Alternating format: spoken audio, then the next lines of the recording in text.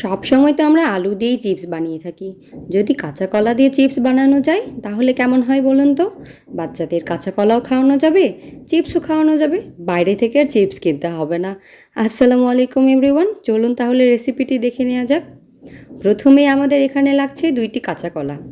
তারপর এগুলোকে কেটে ভালো করে খোসা ছাড়িয়ে নিতে হবে। যদিও কাঁচা কলা কাটতে বা খোসা ছাড়াতে কোনোটাই আমার ভালো লাগে না।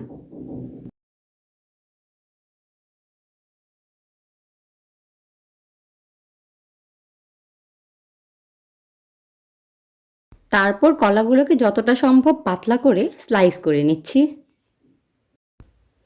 ও হ্যাঁ, যতক্ষণে আমি কলাগুলো স্লাইস করছি ততক্ষণে আপনারা ভিডিওতে একটা লাইক দিয়ে দিন এবং আপনার ফ্রেন্ডস অ্যান্ড ফ্যামিলির সাথে ভিডিওটি শেয়ার করে দিন। আমার পেজটা আর আমার চ্যানেলটাও ফলো অ্যান্ড সাবস্ক্রাইব করতে ভুলবেন না কিন্তু। দেখুন আমি ঠিক এইভাবে সবগুলো কলাকে স্লাইস করে নিয়েছি। আপনারা যদি এর থেকেও পাতলা করতে পারেন তাহলে তো আরও ভালো হয়। তারপর কলাগুলোকে ভিজিয়ে রাখার জন্য একটা পাত্রে বেশ খানিকটা পানি নিয়ে নিচ্ছি। যদিও কলাকে ভিজিয়ে রাখলে কলার যেই আয়রনটা থাকে সেটা চলে যাবে, কিন্তু বাচ্চাদের বাজারে চিপস খাওয়ানোর থেকে এটা অনেক উপকারী। এবার এখানে দিয়ে দিচ্ছি 1/2 চা চামচ লবণ, 1/2 চা চামচ হলুদ গুঁড়া আর 1/4 চা চামচ মরিচ গুঁড়া। এবার সব কিছুকে একটু ভালো মতো মিশিয়ে এর মধ্যে কেটে রাখা কলাগুলো দিয়ে দেবো।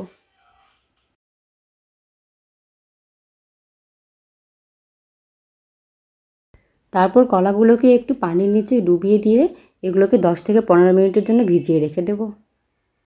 এবার পানিসহ কলার স্লাইসগুলো একটা স্ট্রেনারে নিয়ে নেব। তারপর কলাগুলো ভালো করে ছেঁকে নিতে হবে। এবার কলাগুলো সব দিকে ছড়িয়ে দিচ্ছি, দিয়ে পানিগুলো ফেলে দিচ্ছি।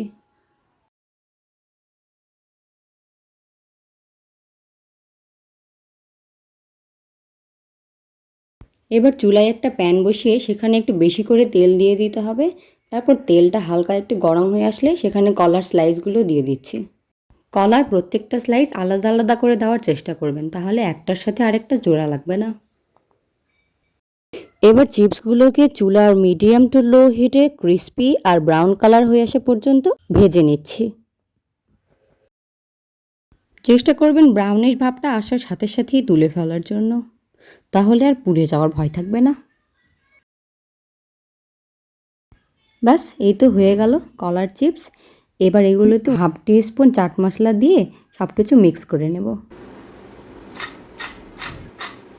শব্দটা শুনেই নিশ্চয়ই বুঝতে পারছেন কতটা ক্রিস্পি হয়েছে।